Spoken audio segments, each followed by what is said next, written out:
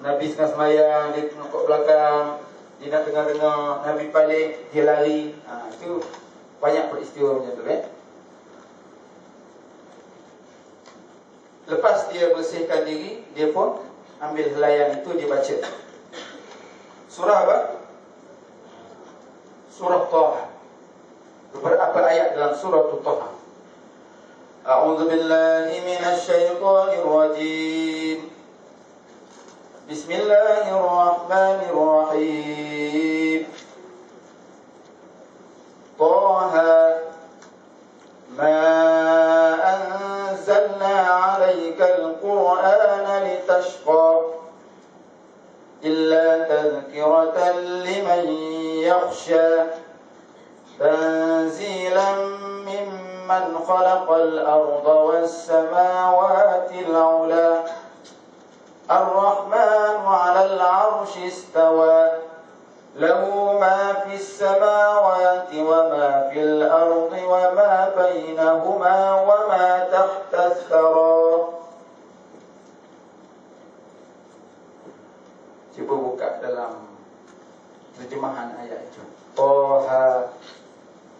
Taha dengan makna Taha.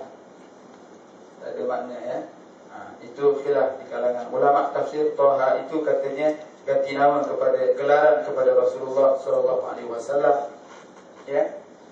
Yang pentingnya Taha memberi kesedaran kepada Umar satu-satunya ayat yang dia tak pernah dengar bermula dengan Taha.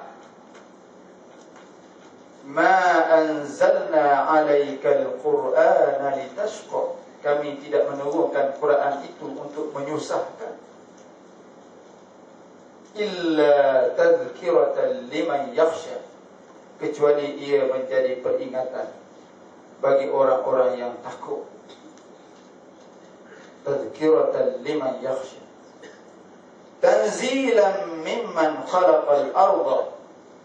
Dia adalah, Quran itu adalah turunnya daripada Allah yang bersifat dengan mimman khalaqal arda was samawati al-ula. Yang menurunkan Quran itu ialah yang telah menciptakan langit dan bumi. Khalaqal arda, menciptakan bumi, was samawat, menciptakan langit, wa ma tahta wa ma bainahuma, di antara keduanya, wa ma tahta sara, dan termasuk di dalam perut bumi pun diciptakan oleh Allah Subhanahu wa taala, Tuhan yang Maha Mencipta. Ini langit ada 7 petala langit, bumi ada 7 petala bumi. Betul? Ada belajar geologi kat sini. Yang kita selalu bincang 7 petala langit, kita pun tak dah sampai. Jarang orang bincang 7 petala bumi. Betul? Bumi pun 7 je. Di antara keduanya dan wama tahta sara, dan apa yang ada di dalam bumi. Perut bumi itu mengandungi kekayaan-kekayaan yang kalau dapat kepada manusia, mereka menjadi kaya. Apa dia? Emas hitam, petroleum, ada gold, ada intan belian, ada macam-macam. Umar bila dengar, dia kata ini bukan kalam bashar, bukan kalam manusia. Masa yang sama juga Umar beriman kepada Allah Subhanahu wa taala. Bila baca, Umar kata ini bukan kalam manusia, ini adalah kalam kepada Tuhan manusia. Dia beriman, mengucap la ilaha illallah Muhammadur Rasulullah. Tunjukkan saya di mana Muhammad. Khabar yang bersembunyi tadi keluar. Ni boleh buat lakonan.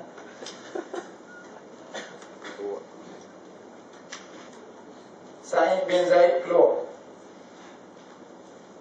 Fatimah memang tak sembunyi. Dia kan abang dia, takkan abang nak tampar alik. Fikir begitulah kot. Agak-agak je lah tapi kena juga. Sehingga terpelanting anting-anting subang. Berdarah. Bila berdarah, hanya riwayat menyebutkan bila berdarah itu datang rasa simpati di dalam diri Umar.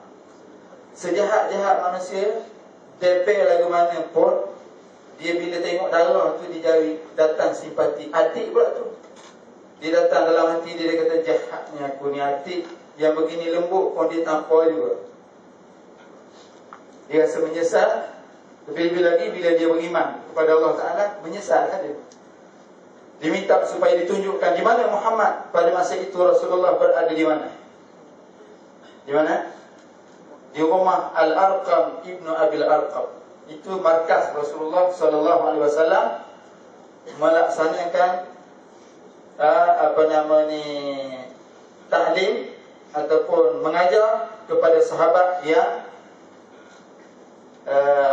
baru masuk Islam bersama Rasulullah pada masa itu. Hamzah bin Abdul Muttalib. Hamzah pada masa itu baru lagi 3 hari baru. Jadi kita cerita bila Umar sampai ke rumah, ni masing-masing duk minta ni, siapa datang? Dah nampak dah Umar datang. Tak tahu lagi ni Umar datang nak buat apa. Sebab masa itu tak ada iPhone, tak ada telefon, SMS tak boleh hantar, telefon pun tak boleh, tak tahu, WhatsApp pun tak, email pun tak sempat. Jadi tak tahu. Yang dalam rumah tu memang tak tahu apa yang perkembangan kat luar, tak tahu. Logik tak tahu kan? Kalau zaman sekarang mudah kan? Zaman sekarang Roblox kat depan tu dah tahu lah. Duduk relax bawah pokok, apalah duduk dalam motor kat sana. Rupanya dia, kawan dia kat sana dah SMS kat dia, polis ada kat depan. So bila sampai, masing-masing duduk tengok, sudah Umar ni rasa takut. Rasulullah relax, Rasulullah tak takut. Rasulullah tahu lah. Yang lain ni rasa takut, tapi ditenangkan oleh Debel seorang lagi, Hamzah bin Abdul Muttalib. Hamzah kata tak apa. Kalau Umar ni nak datang dengan cara baik, kita layan cara baik. Kalau dia datang ni dengan cara jahat, kita bagi dia cukup-cukup.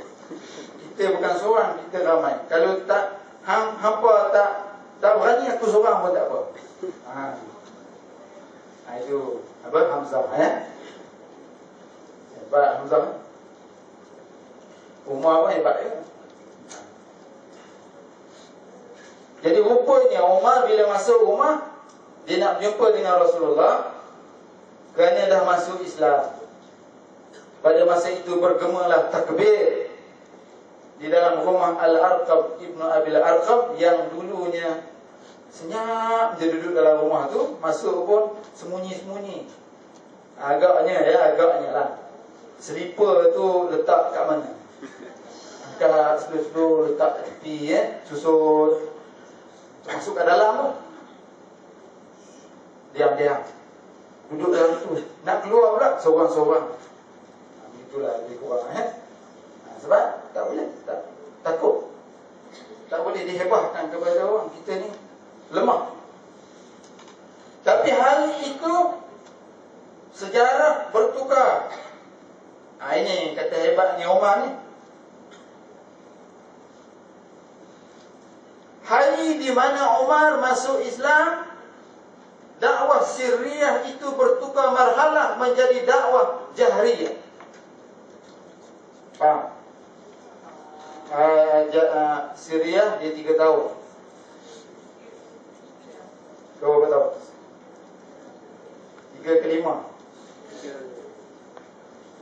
Umar masuk Islam bertukar. Sebab apa? Sebab Umar mengisytiharkan. Dia kata, ya Rasulullah, kita ni kan pihak benar. Pasal apa sembunyi-sembunyi? Hari ni jom kita keluar. Lupa dah ni. Lupa dah apa slide kita.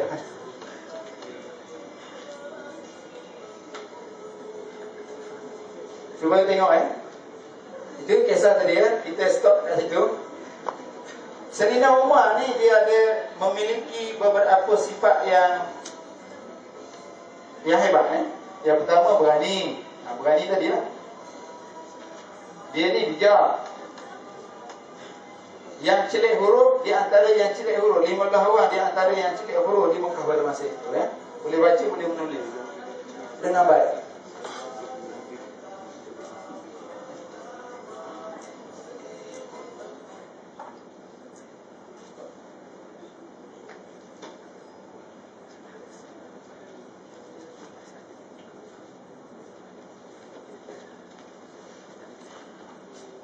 Tak habis dengan ni. Jangan dibang tak habis dengan ni. Terkenal sebagai seorang pemidato dan ahli gusti. Umar ni ahli gusti. Kemudian Petah bercakap satu-satunya pemuda yang tunggang kuda dia tanpa adanya pelana. Pelana. Ada lapik tu, kemudian ada kekang. Biasa orang naik kuda. Biasa naik kuda? Tak ada biasa naik kuda. Tak saya tanya pula ni. Biasa naik kuda? Naik kuda pegang apa? Pegang tali kan? Pegang tali. Sayyidina Umar dia tak payah pegang tali, dia pegang telinga. Dia lompat kuda, dia pegang telinga je. Satu-satunya pemuda, ini sejarah cerita, saya bukan reka. Sejarah cerita satu-satunya pemuda zaman itu yang boleh naik kuda, lompat kuda, dia boleh naik kuda kekal atas kuda, tak jatuh dengan pegang telinga kuda dia. Kuda pun tahu lah kot. Ini Umar ni waktu dia ni.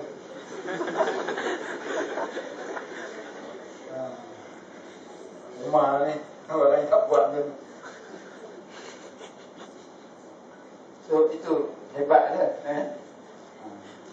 Ahli gusti ni tuan-tuan cuba bayangkan tubuhnya sasa lah Tubuhnya sasa lah Petah cakap. So dia di Mekah itu dia orang gerun.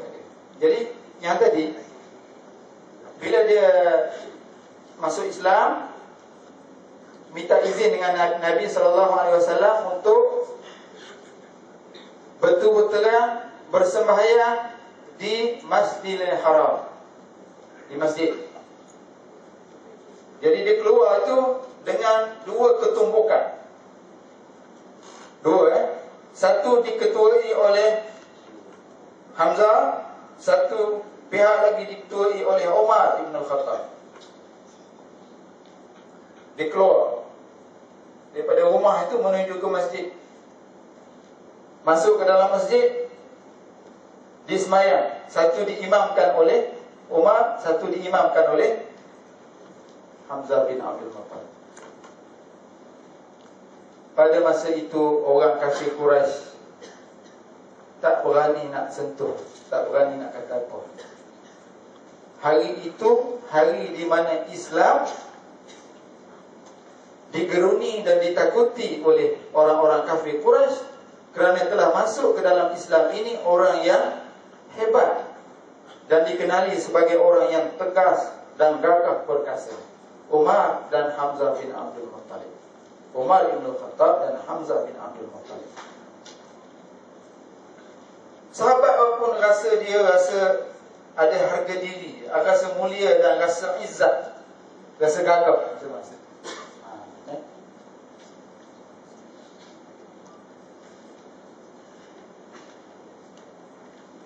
So apa yang kita dapat daripada cerita ni? Nak cerita ni kita orang muda ni bila masuk Islam, bila kita masuk Islam, kita ni Islam asal, betul kan? Tak ada yang convert baru kan, tak ada. Yang mu'alam tak ada. Kita ni Islam, kita kena rasa izzat dan mulia. Tak kira lah lelaki ke perempuan ke sama. Boleh? Rasa macam mana? Bangga kan? Cuba tengok ini, nak relate. Kita tengok nak mengisafi suasana ya. Cuba tengok, pernah tak tengok yang pakai serba kuning ni? Siapa?